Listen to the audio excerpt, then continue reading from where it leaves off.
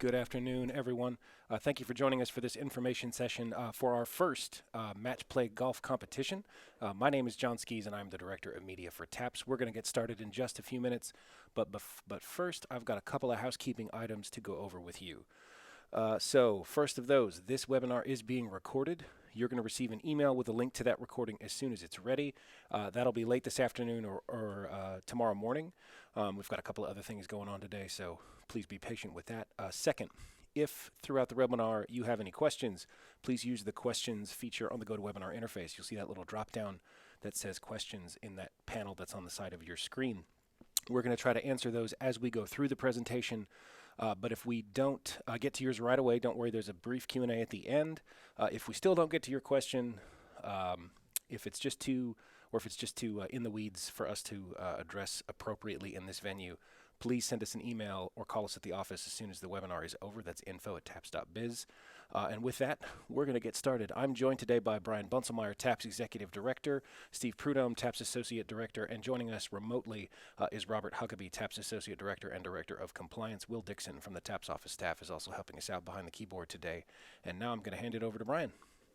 Thank you, John. Thank you, everybody, for joining us here today. We look forward to this opportunity.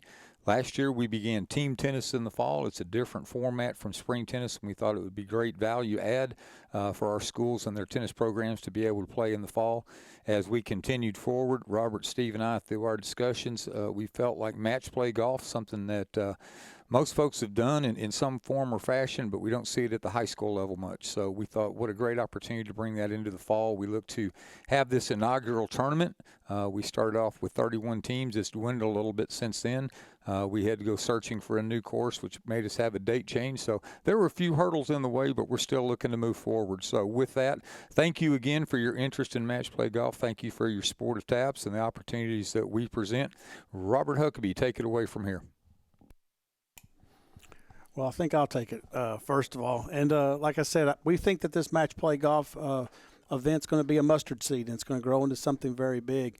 And so we're excited about it, but we have a little bit of, it's going to take a little patience, and we're going to have to work on through it and get the first one off the ground. And we think it's going to grow into something spectacular. So we're very excited. And we're very excited to be at Squaw Valley Golf Course in Glenroe. Steve Hepler, the pro out there, has been a great host for us in the past with our state golf championships, and it is absolutely beautiful out there if you've not been out there lately. And again, it's come back very well from all the weather, and again, we had a great experience in the spring. Moving on, I'd like to go ahead and go over our event schedule. October 10th, on that Sunday, there will be practice rounds available. Steve has said if you call out there should be some afternoon tee times, and hopefully many of y'all have already done that to go out and get used to the course. We'll be on the links course for the entirety of this competition. On Monday, the 11th, 7:30, we'll be there for registration, check-in. Come on up, make sure that you have everybody in, make sure that we have all the names that we need, and everything is up to date. And 8:30, we'll start with the shotgun start. And the same thing will be done on October 12th. So again, we'll go into a little bit more detail in the schedules a little bit later. But at this point, I'm going to hand it over to our Director of Compliance and our golf guy, Robert Huckabee. All right. Thank you, Steve. Welcome, everyone. We look forward to this. As Brian and Steve said, I am remote, so hopefully I can give Will a couple of tips and bounce through this right quick. Just go over some basic information with you about the schedule and the format. As Brian mentioned, we've had some teams not able to come, so we continue to adjust the schedule as needed. If we have some teams that can't come between now and Monday, we'll adjust that schedule as well. So be patient with us. It's going to be a lot of fun. We think this is a great format. As Steve reached around the state to different courses and pros, they were very excited about this format. They think it's going to be a revolutionary type of opportunity for high school golf. And as always, TAPS is proud to be in the lead there. When we look at our rules, Will, if you'll bounce to the next one right quick. Eligibility, staff and student, we'll bounce through these real quick.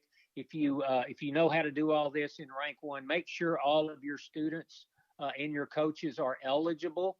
Will, if you'll bounce to that next one, remember our database is rank one. All your students need to be in on a roster. They need to have all their forms and documentation in place. And they need to have all that done. There's a red and a green mechanism in rank one. If you happen to be your school's AD, you're well familiar with this. If you're not sure, reach out to your AD or assistant AD, whomever at your school. Make sure that all your coaches are compliant and all your students are compliant. Jump to that next one, if you would, Will. Just going through what I just said, coaches, how to do that. If you have any questions, reach out to your AD. We just need to make sure that the coaches there representing your school are up to speed on all of their compliance.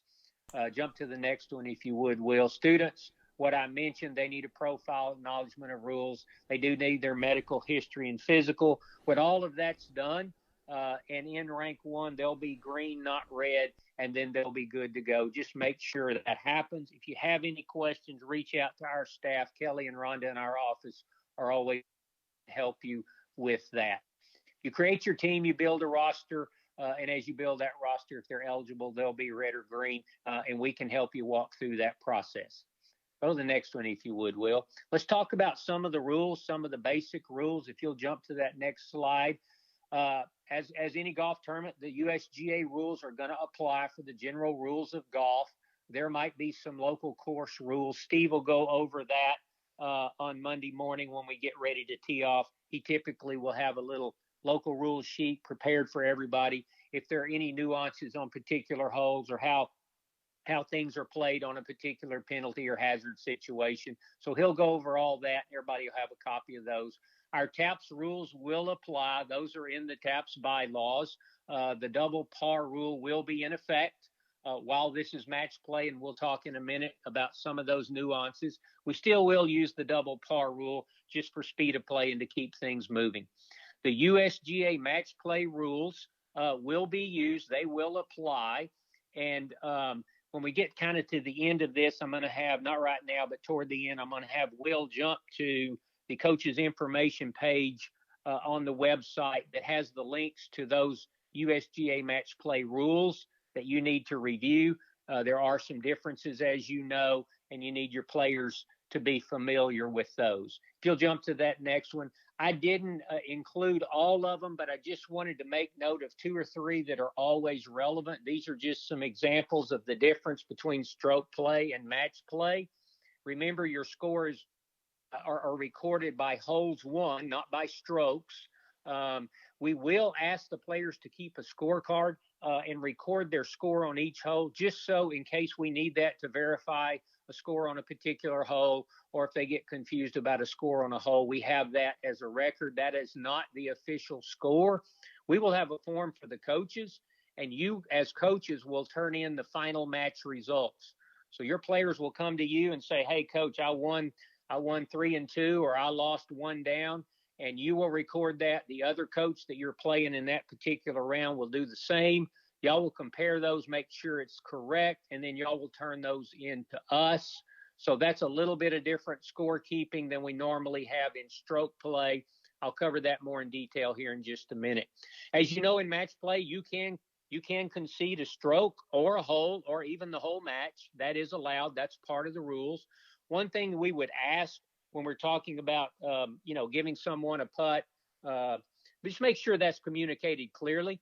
If any of you, watch some of the gamesmanship that was going on in the Ryder Cup, we want to avoid that.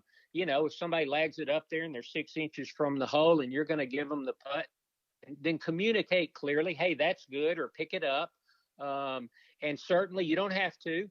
We saw some of that in the Ryder Cup as well. That's not required, but it is allowed if you want to do that. One thing, nuance of that, if you go read the rules, once a concession has been made, it cannot be taken back and it cannot be refused. There are some rules about whether you can putt out after a concession has been made, and generally that's true, unless you taking an extra stroke would benefit another team member of yours. Won't go into that in great detail, but just be familiar with those and know those so that players are well aware of that. The other big difference will come with regard to rulings. As you know, in stroke play, if we have a question about rulings, we encourage our golfers to play 2 balls, and then we'll make that determination and make that ruling determine which one is correct. That is not allowed in match play, so rulings need to be made as they occur. One of the things we are allowing in this match play event that we don't allow in stroke play, we are allowing the coaches from the two schools to get involved and help determine a ruling. We think that will be beneficial to the players, and we think it will speed up play. So if there is a question about a ruling or how a particular shot should be played, and the players can agree, the first option is the players can agree under the match play rules and move on.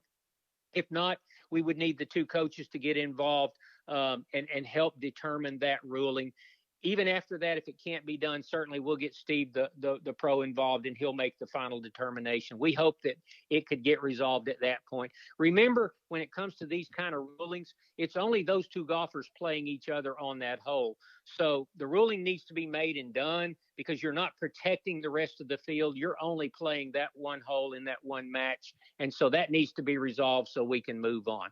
All right, Will, let's jump to the next one, if you would. Student eligibility, we talked about that, getting all that information in there. Team members, you need 5 players to participate in the match play event. You can have up to 8 on your roster, and you can alternate from that list of 8 from one round to the next. You can't substitute once you've started that match. And then otherwise, you can change from one round to the other. If you're playing the first 9-hole match and you want to substitute some of those others and move them around, you can do that between rounds, but you can't do it once you've started the round. All right, we'll go to the next one. Your match lineup, what you're going to do, coaches will have a form for you that you'll complete and hand to us prior to that match. You can change your lineup prior to the match. In other words, which 5 you're going to use. You can change the order of play prior to the start of the match and fill your card out that way. If you've played the first round and you want to change your 5, you can do that. But once you fill out that form and you put your 5 on there and you put them in order and you hand that to us and say, these are my 5 and this is the order 1 through 5. Once you've done that, you can't make any changes until that round is over. We'll ask that you have those ready 15 minutes prior to each round that we're playing, and then you can't make any changes after that's been submitted. So each coach will hand those to us. We obviously won't let the coaches know what the other coach did. It's up to you to determine which 5 you're going to use and what order you want to put them in. And then once the team lineups have been done, and that round has been completed, you can change between the matches as I discussed earlier. Okay, well, let's go to the next one. Length of play. As you see the schedule, you know we're going to be playing this in 9-hole rotations. So each individual match will continue until a winner's determined. If that's determined before the 9 holes is finished, then it's done. If it is tied after 9 holes, what we're going to allow is we're going to allow 1 extra hole to be played to try to break the tie. If it's still tied after that 1 extra hole, then we're going to have to call the match a tie and we're going to have to move on. Otherwise, we're not going to be able to stay on schedule and get our 27 holes played on the first day. Once an individual match is determined, the match players may continue to play until their paired partners determine a winner. Let me give you an example. What we're going to have in terms of matchups, if we have, for instance, Antonian playing Midland in the first round, then Antonian's number 1 is going to play Midland's number 1. And in that same group, Antonian's number 2 is going to play Midland's number 2. So that's going to be the foursome for that group playing together. If one of those matches ends on the 7th hole, then they can continue to play as long as the other ones are playing and basically continue to play to have the benefit of playing and also to kind of serve as markers and assistants for the 2 who are still playing. So that's how we're going to do that. Once both groups are done, we're going to ask them to come on in so we can start tallying the scores and get ready for the next round to continue. And the team matches will conclude once a winner is determined. So that'll be obviously out of a system of 5 matches. That'll be 3 individual match wins or 3 points. We could have some ties. If we have some end up in ties, obviously those will be a half point for each team. The match procedure, I discussed a little bit earlier. This is just that in a little more detail. Coaches will determine your lineup, submit your lineup card. Each coach will submit their card for the match. We talked about the substitutions. But once it's been turned in and once your playing order has been determined, then you can't change it. We'll then take those. The tournament staff will review and compile those score sheets for both coaches. Remember, the players will still keep a scorecard, so we have a record of what the scores were on each hole if we need to verify anything. But the real score is going to be both coaches turning in the results of the match and saying, "Hey, my school won, 3-2, or we lost 3-2," and then we'll compare those and make sure it's correct. Then we'll have a winner for that team match, and then we'll know. The coaches will turn all that in, and we'll keep that and move on to the next round. Let's move on to that next one, Will. What will be provided at the event? Coach cart, one golf cart for one coach per team. That'll be allowed.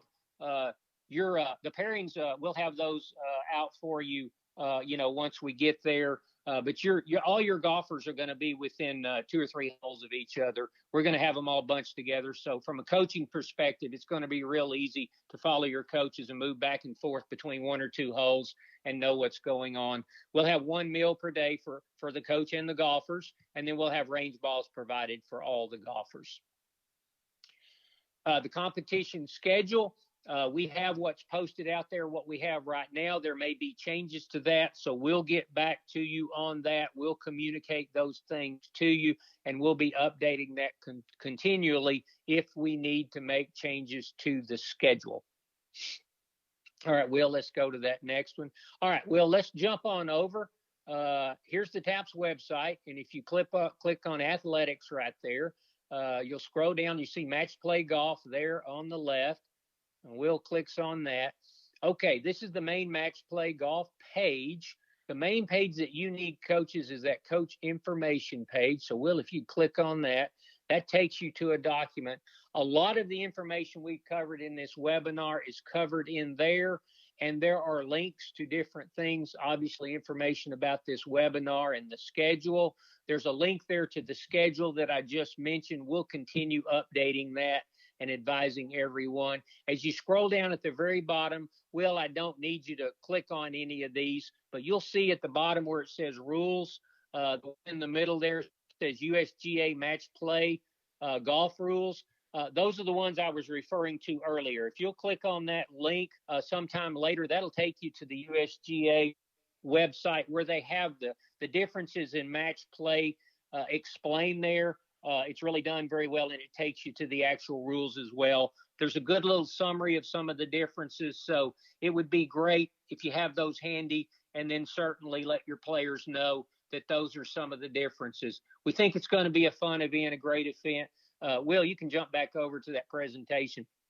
We think it's going to be great, and we think the differences in how the matches are played are going to be fun for the golfers as well. Let's hop on to the next.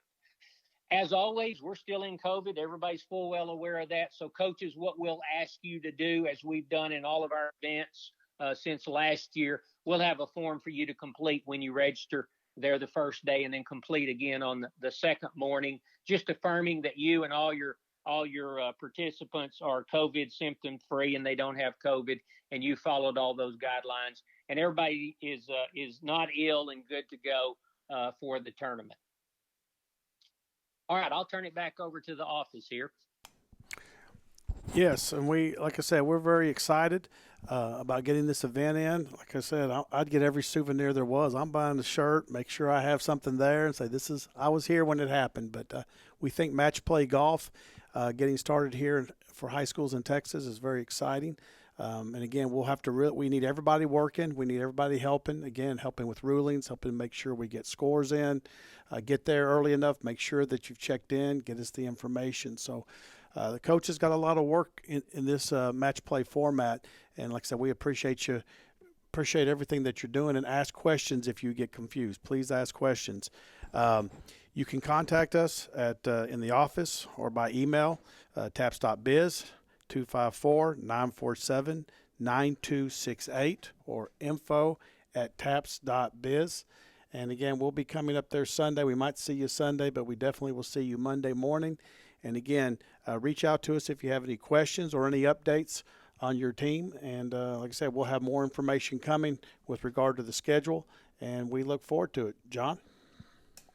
Thank you, Steve. Thank you, Brian. And thank you, Robert, for joining us remotely today. Folks, if you have any questions, please wait. Hold on. One just dropped in. Robert, maybe you can catch this. If if one player reaches double par, does their opponent continue to play the hole? Okay, so if one of the players reaches double par, obviously he's done for the hole, and if the par was 4, then his score is 8. The other player needs to play until he scores less than that. Obviously, he would win the hole, or until he reaches double par. And if he reached double par, then that would be recorded as a tie. Okay, thank you, Robert. And if I don't see any other questions, folks, and we're about to wrap this up, so if you think of something later, please give us a call or send us an email. And with that, this recording will be made available, I said, either late this afternoon or tomorrow morning. If you have trouble finding it, please let us know. You're going to receive an email sent to the same account you used to register for this webinar. It's also going to be on our YouTube page. That's youtube.com/tapsbiz.